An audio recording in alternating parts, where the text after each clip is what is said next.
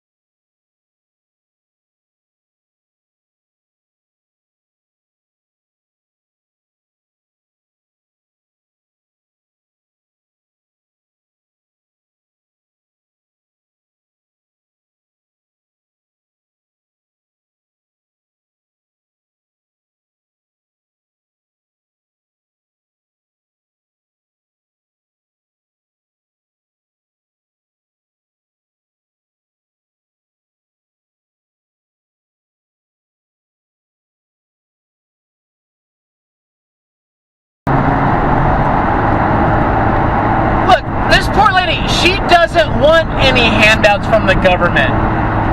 She doesn't want a stimulus. She wants to run her business and make her own money. But the government won't let her. The government will, however, let, movie makers set up their craft services tents right next to hers. You know why? Because movie industries movie studios, I should say, donate millions of dollars to the Garcetti and Gavin Newsom campaigns. So, of course, these idiots like Gavin Newsom,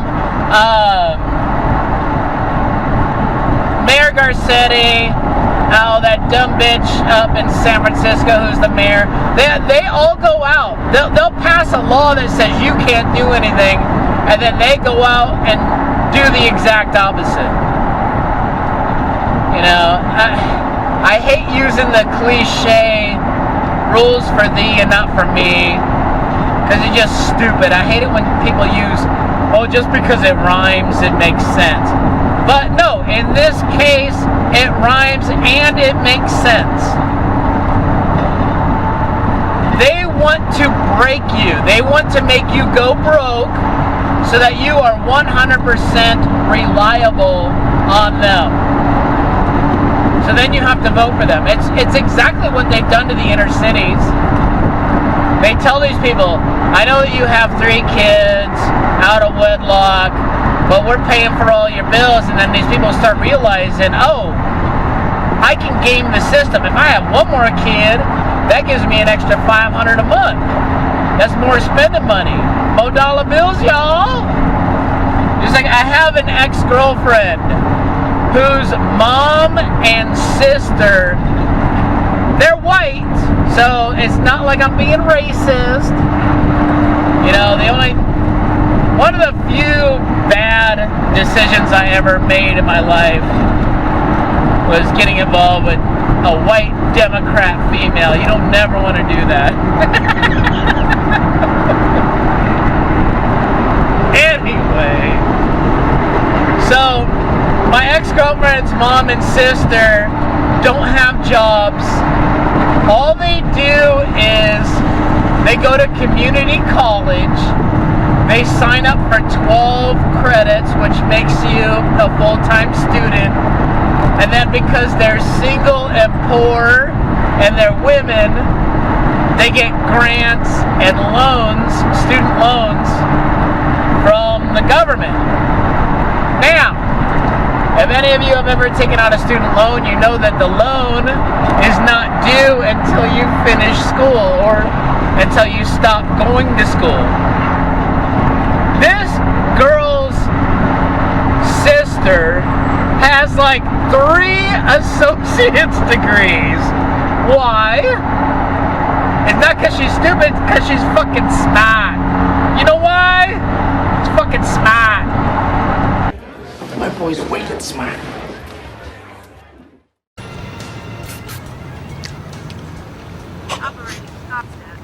Okay, alright. Say these 2 guys right here, they don't even know the fucking huge guy. They're just staggering home from a bar, still all fucked up from St. Patty's last night. They decided to take a shortcut down through the alley. Wrong fucking alley. Huh? Because this big motherfucker, he's just waiting for him, right? And what could be more perfect for a strong-arm robbery? 2 drunk guys, all bandaged up. They're already injured, for Christ's sakes. Look at them. So these guys are stumbling through the alley. Toora-loora-loora. This guy takes a blunt object, fucking whack! Hits the guy with the bandages around his head, right? Why? Because he's smart. He knows the guy with the bandage around his ass, he ain't going nowhere. He's going fucking nowhere. Where you going? Nowhere. That's right. She goes to community college where the credits are like, I don't know, it's like $10 a credit and like $60 for like everything. So then she gets like $5,000 for 3 months to live on and just bounces from boyfriend to boyfriend to boyfriend to boyfriend because she's marginally cute. She has blonde hair and really pretty eyes. And she's super skinny, anorexic, so You know, that goes a long way when you meet a guy in the club. Hey, you know, maybe I'll hang out with you for a week. She hangs out with him for about 2 or 3 weeks until he realizes, hey, this dumb bitch has nothing to offer. She's not mother material. Get the hell out of my house. Then she goes back to my ex-girlfriend's house. But anyway, that's how they game the system. And you want to forgive her debt? People who want their college debt forgiven are freeloaders. Anybody who ever went to college, you took on a responsibility. You said, hey, look, I'm going to get a good job. I'm going to pay back my bill. You made a promise. Now you got the AOCs of the world selling $60 sweatshirts that say tax the rich. If you show me one poor person who can afford a $60 sweatshirt, I make 6 figures. I don't have one $60 sweatshirt in my entire wardrobe. Unless it was bought for me as a gift or given to me, or unless it was something that I won in a roping event. So, anyway, that happened. Oh, I love this Angela Marsden. She is my hero. I don't know if she was the owner of the Pineapple Hill Grill when it was in Tustin. She looks a little too young to have been the owner back then, because this was like, you know, like 10 years ago. We used to go there. 20 years ago, we used to go there all the time. From about 2000 to about, like I said, like 2012, 15, right around in that area. When you get to be 47, you kind of just like, you know, like, whatever. That whole decade is just a blur. Now, Page changed her name. She came out this week, because I guess she hasn't been in the news for a while. She came out this week, she's like, I'm a trans man. It's like, my new name is Eliott. Now, I don't care if you identify as a man, woman, honestly, I could care less. It doesn't affect me.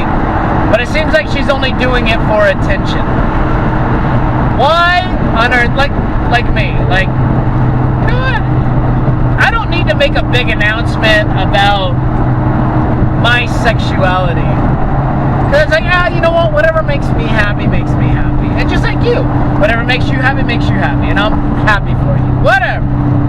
So she comes out like this big thing. I'm no longer Ella Page. And everybody goes, who's Ella Page? So they all hit the Google. Oh, that's that girl from that little the movie where she got pregnant, and then I think that she was in a Star Wars thing. That girl, the one with the big ass forehead, bigger than mine. I got a big ass forehead. So you know, when I'm calling people out on their big ass foreheads, got naked pictures of her with boobies all hanging out. But I don't care. Hey, if you want to if you want to be a man, or you want to identify as a man, I'm cool with that. But you know what? When you lack the creativity to come up with a different name than your female name, that's where I have a freaking problem. Well, my girl name is Ellen, so you know what my male name is gonna be, because I'm a man now? Eliott. No! I don't know any man named Eliott. The only Eliott that I know, I'm like, what, bitch? Do you want to be driving a bicycle with a little alien in your front basket with a little blanket over his head? Is that what you're fucking thinking, Eliott? Why would you name yourself Eliott? You're a man. Pick a manly name. Like, what about Jake? Jake Page. Are you kidding me? Does that name not sound masculine? Now starring in this upcoming movie, Jake Page. He's a detective. He puts the dick in private dick. He's the man. Come on, you couldn't pick a better name than Eliott. Eliott sounds, hey, I'm sorry, pretty fucking gay. I'm sorry. If I hear Eliott, I'm like, that dude's gay. Not by his own free will, probably because everybody bullied him into being gay. No girl's like, whoo, girl, did you see Eliott? I gotta give me some of that. No. You know, not Jacob Page. Jacob is a gay ass name. Any guy named Jacob who goes by Jacob is gay. Jake. Every straight guy named Jacob goes by Jake. Just like Jonathan. You know, you can't call yourself Jonathan Page. You call yourself John Page. Johnny Page. Hey, Johnny Page. Why not Johnny Page? You know, that sounds like a race car driver, NASCAR driver. Hey, yo, Johnny Page in third place, rounding corner number 4 at Daytona. He's pulling in. Oh shit! He passed Dick Trickle, and oh my God, he's coming up on Andretti. Oh, Johnny Page wins Daytona 500. You chose Eliott. Well, Eliott Page said, really? You think I'm gonna go into an argument, a bar fight with my friends and be like, yo, everybody, I don't care if the Niners and the Steelers got into a fight on the field. Eliott Page said, you know, the refs stole that show. The refs are the ones to blame. Eliott Page said when they threw that flag for roughing the passer, even though the ball was clearly in his hand when contact was made. Oh, speaking of that, how about this kid down in Texas? Tackled a referee after he got ejected from the game. I'm going to show that video right here. A Texas high school football player now facing assault charges after he tackled a referee during a game last night. The story is getting national attention. Channel 2's Ari Alexander live in the newsroom with the very latest on this. Ari. Yeah, I think this is spread on the internet, mainly due to the shocking nature of the blindside hit on the referee. This is in the Rio Grande Valley, the town of Edinburgh. And now the school's district has pulled Edinburgh out of the state playoffs despite their win in last night's game. Here's the incident. The player in question, Edinburgh star defensive lineman Emmanuel Duron, was ejected from the game after 2 consecutive flags, a roughing the passer, then arguing with that referee. After the ejection, this is where we saw the hit. He retaliated by hitting that referee. 59-year-old Fred Gracia did not return to ref the rest of the game, was checked for concussion-like symptoms. The player, Duron, was escorted out of the game by local police. TASO, the Texas Association of Sports Officials, expressed their concern in a statement, quote, on the evening of December 3rd, 2020, another vicious and deliberate assault was inflicted on a TASO football official by a player who had just been ejected from the contest. Unfortunately, this type of blindsided assault on an official while working on the field is not new to Texas football. TASO goes on to say they've started an investigation into the incident. That investigation will be along with UIL. The player has been charged with assault. In the newsroom, Ari Alexander, KPRC, Channel 2 Sports. Certainly troubling video to see, Ari. Thank you. Do you think that kid's name is Eliott Page? Hell no! Anyway, this is my street. I'm about to get up with my horses. Thank you all so much for watching. I hope that you have a wonderful weekend, and I will see you next time. Bye!